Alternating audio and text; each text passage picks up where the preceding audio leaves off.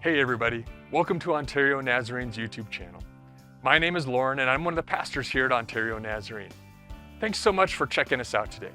We believe that you are not here by accident and that you have been created on purpose for a purpose. And we want to help you discover what that is and what that means for your life. And so we have a special message just for you today. So sit back, enjoy, and if you'd like to know more about how to connect with us here at Ontario Nazarene, stay tuned to find out more at the end of the message. Well, we've been in this series, and we're going to end it today on mind games. And I want to remind you of some of the topics we've discussed, and they really are intertwined. And if you want to go back and listen to some of these, if you missed some of this series, I encourage you to do that. You can listen to them with the full music involved. We've also taken them and cut them down just to the sermons. You can go to our YouTube page and pull those off. But we've talked about replacing. What's it mean to replace the thoughts in our minds? That God can renew our minds through the power of the Holy Spirit. What's it mean to reframe situations in our lives? We've talked about rejoicing, the power of praise and gratitude. And today we want to talk about the ability of God to restore our minds, how He can do that. And this has been a series, I think, that has helped people, whether you're a follower of Jesus or not. The reality is, all of us struggle with some of the lies that the enemy uses in our mind. If you'd like to take a little deeper dive into this, let me recommend a couple of books to you. This is some of the books I've used in this series. One of those would be Winning the War in Your Mind by Craig Groeschel. Change Your Thinking, Change Your Life. Groeschel pastors Life Church out of Oklahoma City. And that's one of the books I would recommend. The other one would be Get Out of Your Head, Stopping the Spiral of Toxic Thoughts by Jenny Allen. Both of these books, you don't have to be a counselor or a psychologist to read those and grab something out of them. There's some good stuff that's in there. Matter of fact, that book, Winning the War of Your Mind by Craig Groeschel, Pastor Lauren is going to do that as an online book discussion group in January. So if you want to follow up with this, you'll hear more information coming at the first of the year on that. And you could get that, and he will be putting that group together. And again, it'll be an online conversational piece. And I love the fact that we're being able to connect with our online audience. So look for more details in that in the future. So let me begin by asking you a question. How do you feel about Mondays? How do you feel about Mondays? Maybe you're a bit like 4-year-old Landry. His mother said he had a little flair for the dramatic. And the bus was coming to pick him up for school. And this is the little clip of Landry getting on the bus. Maybe you feel this way.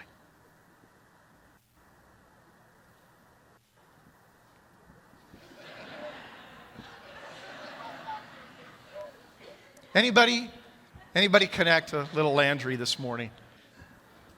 If you watch this online, they play it over and over. It's really great. Just, sometimes you just feel that way. But how many of you feel that way on Mondays, Tuesdays, Wednesdays, Thursdays, Fridays? How many of you would say that Landry's behavior describes your daily emotional state? If someone was to walk into our building today with crutches, we know how to come alongside.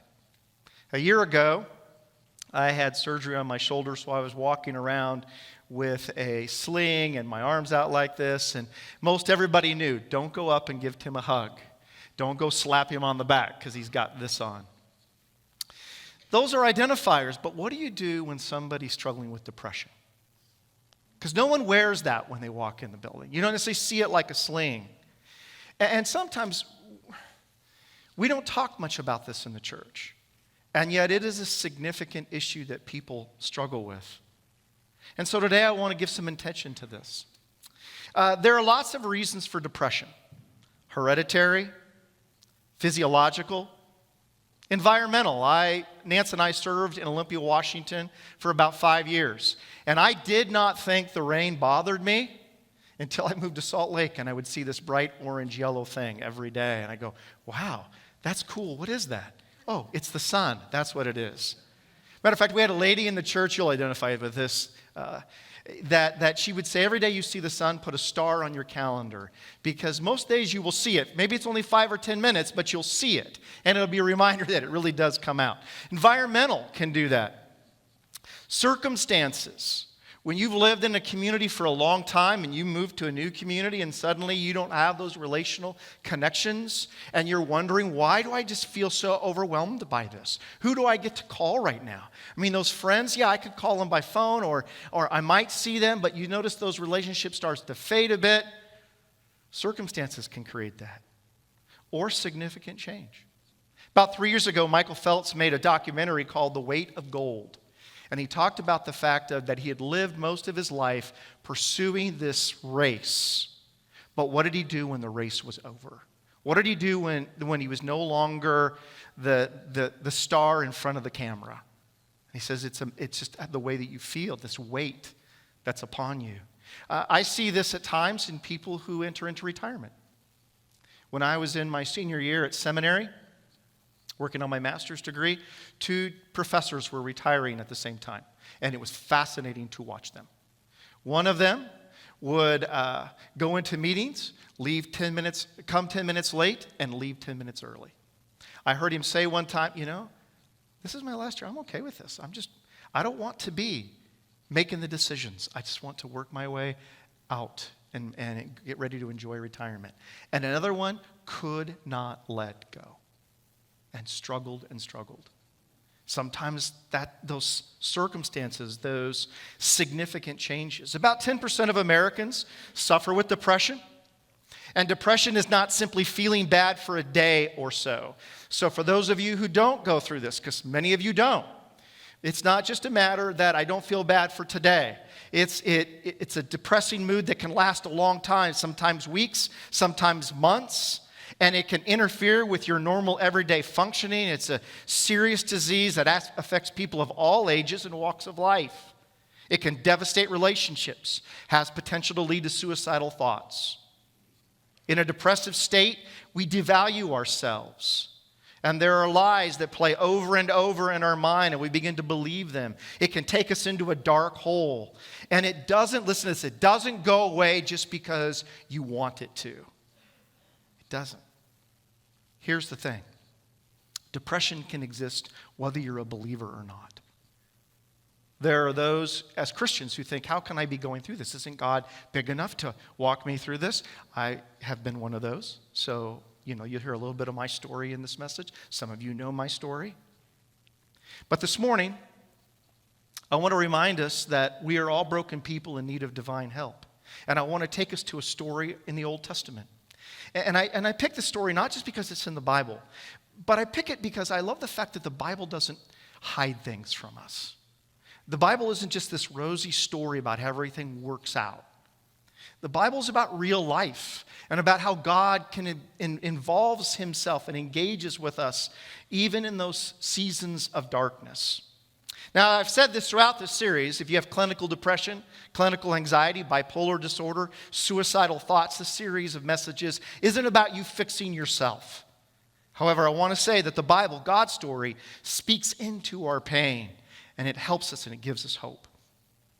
So if you have a Bible with you, or if you have your tablet or cell phone, you can follow along. We're going to go to 1 Kings 17, and I got to give you some background to this story. 1 Kings 17 is when we first meet this prophet in the Old Testament, this powerful prophet by the name of Elijah. And Elijah is a Tishbite. Say that word with me. Tishbite. That's his background. That's where he's from Gilead. He's from this group of folks called the Tishbites. What a name. And this is the first place where we see him. And he comes up on the king of Israel by the name of Ahab. And Ahab is not so good king. And he and Elijah do not get along very well. And Elijah comes to King Ahab and he says to him, hey, you just need to know for a significant period of time, it's not going to rain, and there will be no dew on the ground in the morning.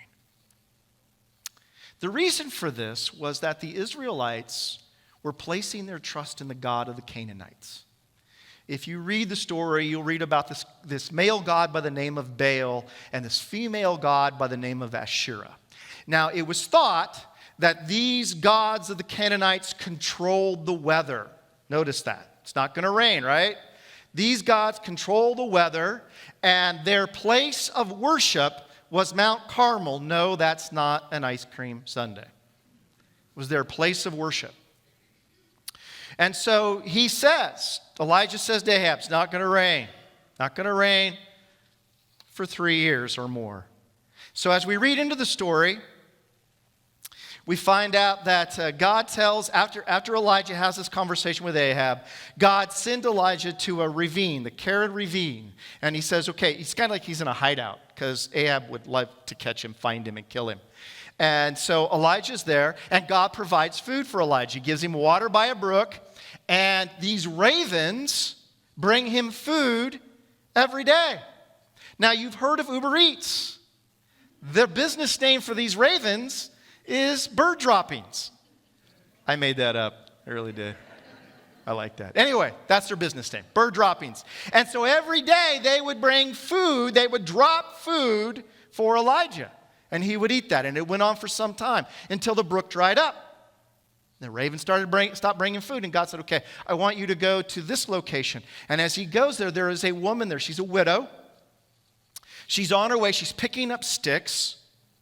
And as Elijah has a conversation with her, he says to her, would you please make some bread and give me some water? And she says, you don't understand what I'm doing. I'm picking up these sticks. I'm going to make a small fire. I have a handful of flour. I'm going to make a small loaf of bread. And then I and my son will eat the bread. And the passage is it's just so straightforward. It says, and then we will die. So there's no food. Her body, emaciated with hunger. Her son probably has a protruding belly from malnutrition.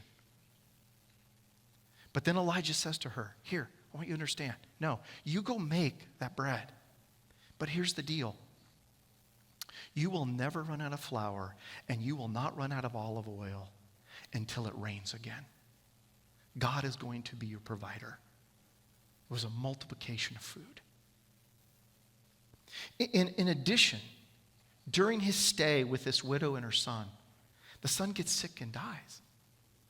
And Elijah will pray over that boy, and he will be resuscitated back to life. Why do I tell you that part of the story? Why do I take you all the way back to when he's in a ravine? Because I want you to see the miraculous things that Elijah has experienced. He's had God provide food for him. He's had God provide a multiplication of food through this woman. And he's seen this young man come back to life. He's prayed over and watched God do this miracle. And you would think he's got to have such great confidence. Hang on to the story. So from there, God tells him 3 years later, I want you to go and meet Ahab. Go meet King Ahab. And they meet. And again, there's this tension. They don't get along very well. And Ahab looks at him and says, Elijah, you troubler. That's his name for him. You're a troubler. Of course, Elijah says, I'm not the troubler. You are for worshiping the God of the Canaanites. And then he commands him. Elijah says, Ahab, this is what I want you to do. Get your 850 prophets of Baal and Asherah and meet me on Mount Carmel. In other words, I'm going to watch God act on your turf. The 850 come in. Some of you know the story.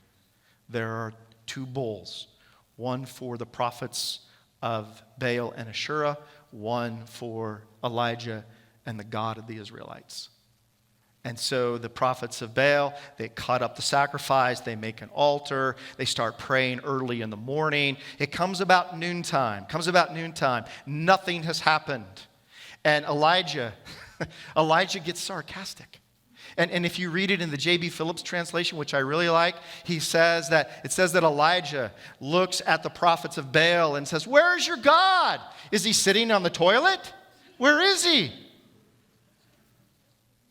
Pokes the bear. They start praying louder. They start cutting themselves. They're screaming.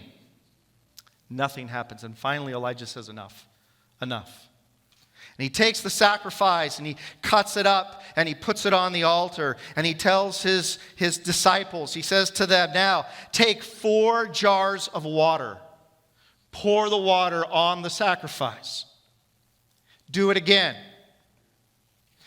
do it again. I want to saturate this, this sacrifice. And so they do that, and then Elijah begins to pray. You got to know, I have this, if you look on, you find that Elijah is dressed in clothes made out of animal hair, and he holds up the sword. And on Mount Carmel today, there is actually this statue of him. I want to show it to you. Let me ask you a question. Does it resemble anybody to you? Do you see Pastor Eddie in that picture? That's who I see there. And so Elijah prays this prayer. It's not a long prayer. He's not screaming. He's not cutting himself. He simply prays this prayer. You'll find it in 1 Kings 18, 36 and 37. Here's it on the screen for you. Lord, the God of Abraham, Isaac, and Israel, let it be known today that you are God in Israel, and that I am your servant, and have done all these things at your command. Answer me, Lord. Answer me, so these people will know that you, Lord, are God, and that you are turning their hearts back again. And in that moment, God responds. A fire comes down from heaven and consumes the sacrifice. The people who watched it fell to their knees and began to declare, "The Lord, He is God. The Lord, He is God." And following this encounter, Ezekiel had the 850 prophets of Baal and Asherah put to death. It would seem like total victory. It would seem like Elijah's confidence has risen. It would seem that Elijah would be afraid of nothing. But that's not the case. The next day, Ahab's wife, Queen Jezebel, finds out what Elijah does. And she sends a messenger to Elijah. And she says to him, "May my gods deal with me be ever so severely if by tomorrow I don't do to you what you've done to my prophets." And you would think again, Elijah in that moment would say, "Go for it. Go ahead." But you know what he does? He runs. He runs. He runs away. He runs 80 miles to a community called Beersheba. He leaves a servant there who had gone with him. And then he goes off into the wilderness. And while he's in the wilderness, he collapses in exhaustion under a broom tree. There's a broom tree for you. Imagine desolate. He collapses in exhaustion. And this is his prayer. This is what he says. He came to a broom bush, sat down under it and prayed that he might die. "I've had enough, Lord," he said. "Take my life. I'm no better than my ancestors." And later he will pray. Chapter 19, verse 10, he replies, "I've been very zealous for the Lord Almighty. The Israelites have rejected your covenant, torn down your altars, and put your prophets to death with the sword. And I am the only one left. And now they're trying to kill me too." As I've mentioned earlier, there are lots of reasons for discouragement and depression. In Elijah's case, he's overwhelmed. And I want you to know that there are over 40 days that have passed in this time since Jezebel threatened him and he ran away. This is not something that happened and lasted only a day. And I want you to pick up on his symptoms. Maybe you could relate to some of them this morning. First of all, he forgets. He forgets God's faithfulness in the past. Ever been there? So I don't know about you, but my tendency is when I'm going through the current crisis, I forget how God has been faithful back here. Forget all about that. He forgets that God has provided food for him. He's multiplied food for him. He had ravens bring him food. God consumed the offering. We forget. We forget. He believes the lies. He believes lies. He's not the only one left. Matter of fact, God will tell him there are 7,000 left, but he doesn't believe that. This week in my devotions, I'm going through 1 Peter, and I was reading those verses where Peter writes to the church who's being persecuted. He says, Satan is like a roaring lion, seeking who he may devour. And I think one of the ways he does that is how he plays the lies in our head. He wants to destroy us. He wants to devour us. He devalues himself. Let me stop here for a moment. And let me speak about suicide. Can I do that? It seems that there is no age group, there's no gender, there's no occupation where a person is not susceptible to thinking that the world would be a better place without them. I don't know how to communicate this clearly enough. And for those of you who struggle with these thoughts, I want you to hear these 4 words. Your life is valuable. If it's possible today, stop and think about who you are. You are fearfully and wonderfully made. You are one in whom God sent his Son to die for. You do have something to offer. The lies of not being enough are just that. They're lies. You are not the only one who's struggling. Let me say that you have no idea of the value of your life and the pain it will cause so many if you choose to take your own life. I've been a pastor for nearly 40 years. I've been and officiated the funerals, and it's absolutely devastating. The world is not a better place without you.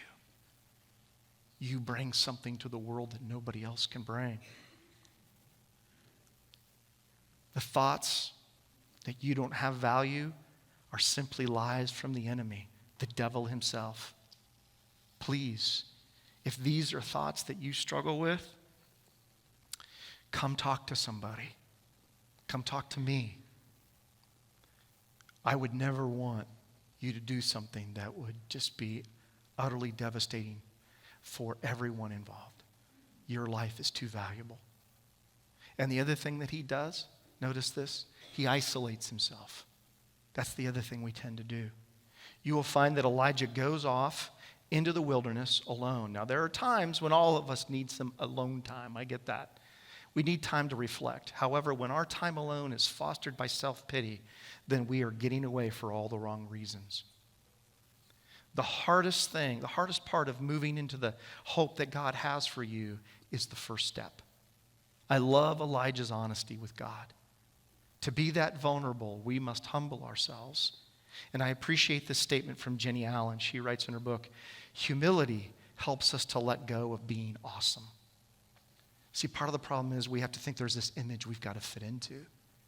That's the whole social media thing. Facebook, TikTok, Instagram, it's all about image management. And so we put this, and we do it in the church really well. I got to be awesome today. I'm going to church. It's Sunday. And we put on this mask when down inside we're dying a little bit. And what we need, what part of that is, part of it is fear of being rejected. Part of it is that I just can't admit that there's something wrong. Because Christians don't do that. We have it all right, right? I want you to see what God does with Elijah. And these are some of the things that can help you in this process. And if this is not something that you deal with, if this is foreign to you, hey, hang on to this because there's somebody in your life that does deal with this. Trust me. And so here are some things to think about. Watch what God does. So God reconnects him with people. He says, okay, Elijah, I want you to leave here and go get Elijah, who will eventually take over. But he knows that Elijah doesn't need to be alone. And we need others in the midst of our depression.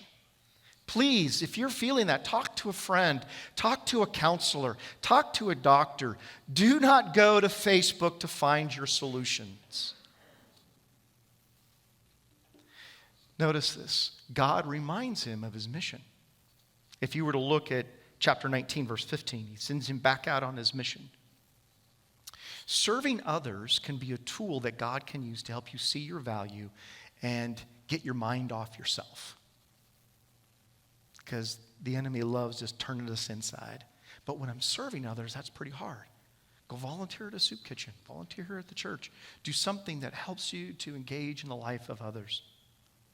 Third thing, God replaces Elijah's lies with his truth.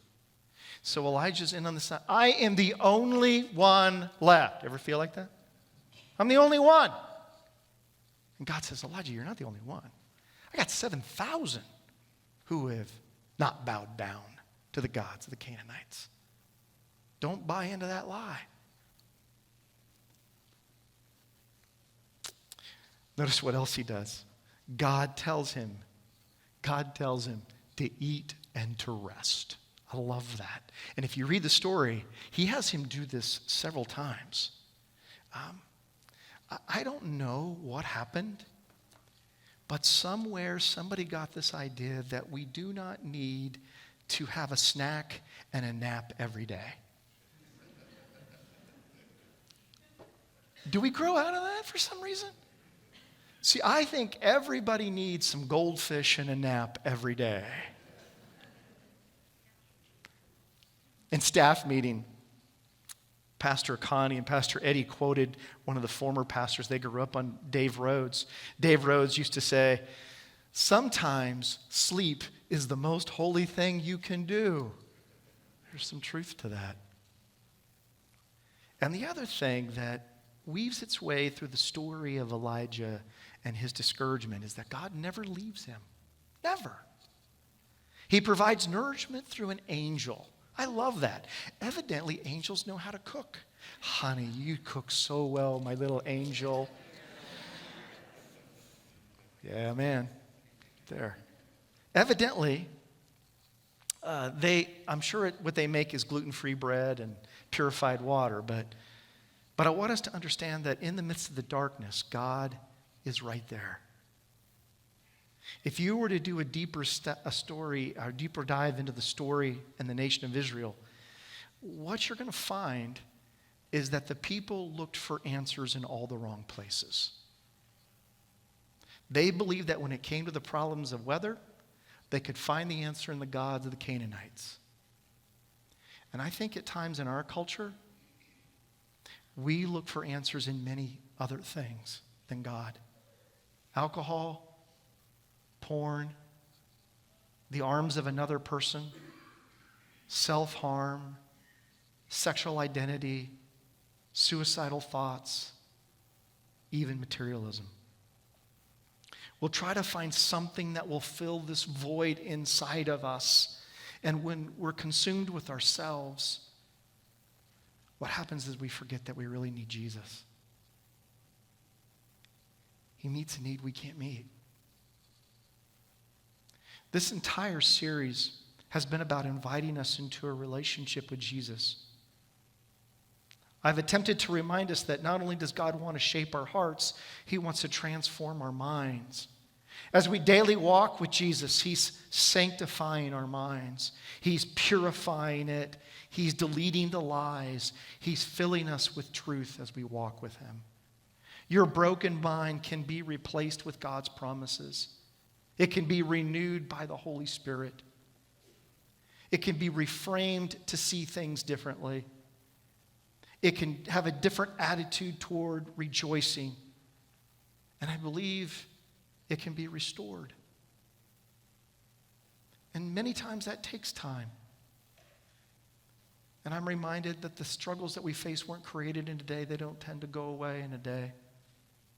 We started this series with 2 Corinthians chapter 10, and I challenged you with Paul's words that in this spiritual battle where strongholds are formed, he's calling us to take every thought captive in obedience to Christ. So, will you trust Him? For some of you today and online with us, would you say, I want to give my life to Jesus today? I understand how much He loves me. Will you choose to spend time with Him? Because we've been reminded that part of the renewing and the reframing and the replacing is learning His Word and the truth about it. Will you choose to surround yourself with godly people? Will you choose to get out of your comfort zone? And this is hard. Would you choose to go see a physician? Would you choose to see a counselor? I remind you, your pastor sees a counselor. You're not weak for doing that. Would you choose to look at life with an attitude of gratitude? Would you choose to rejoice? Maybe you keep your gratitude sheet that I gave you last week up through Christmas or longer. There's some extra ones in the foyer. Grab one on the way out. Will you choose to humbly share your pain? Don't hang on to that. If you come to the place that you need medication, there's nothing wrong with that. But I will tell you, the first time I did that, it took me 3 days to take the pill, to take the first one. Because I just felt like, shouldn't God be able to fix the problem with the pastor?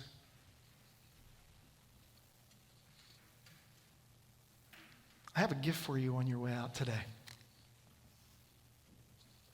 When I attended Northwest Nazarene College at the time, we had a revival speaker by the name of H.B. London.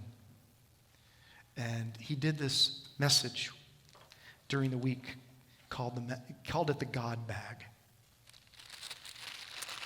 And maybe you need a trash bag that says God Bag. Maybe it's bigger. But so he would say to us, put this God Bag someplace in your dorm room. And when you're struggling and there's doubts, he says, write it out. Put it in the God Bag. When you're wondering what you're going to do with the rest of your life and you're questioning that, you don't know what occupation, write it out. Put it in the God Bag.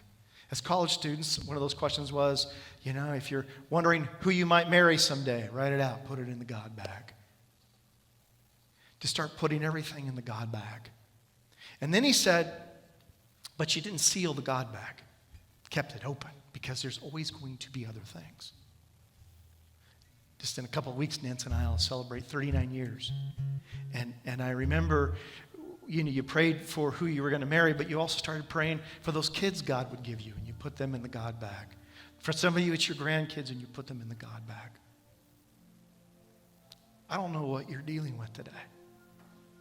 But if the enemy has convinced you of lies, I'd love to pray with you. And on your way out today, if you want one of these God Bags, you can take one home with you. Put it in a prominent place. Put your requests, put your praises in there. Drop them in. And the reason that we leave that open is because God will let you, if you want to, He'll let you reach in and pull it out. Doesn't take that away from you. If you want to be in control of it again, He'll let you do it. And then you end up putting it back. God really does love you. Well, I hope that was a helpful and a meaningful message for you today. And if you would like to speak with anyone about the message or about anything going on in your life, we would love to connect with you. And there are many ways that you can do that. To connect with us, you can send us a message through our website, OntarioFirst.org. We'd also love to have you like us on Facebook or send us a message through Facebook Messenger. And you can also follow us on Instagram at Ontario Nazarene. We'd also like to invite you today to subscribe to this channel by hitting the big red subscribe button. And then click on the bell next to it so that you'll get notified whenever we upload a new video. And as always, we are right here every Sunday morning for worship service at 9:30 and 11 o'clock a.m., both in person and online. Thanks again for joining us today, and we hope you've enjoyed your time with us. And we do hope to see you again real soon.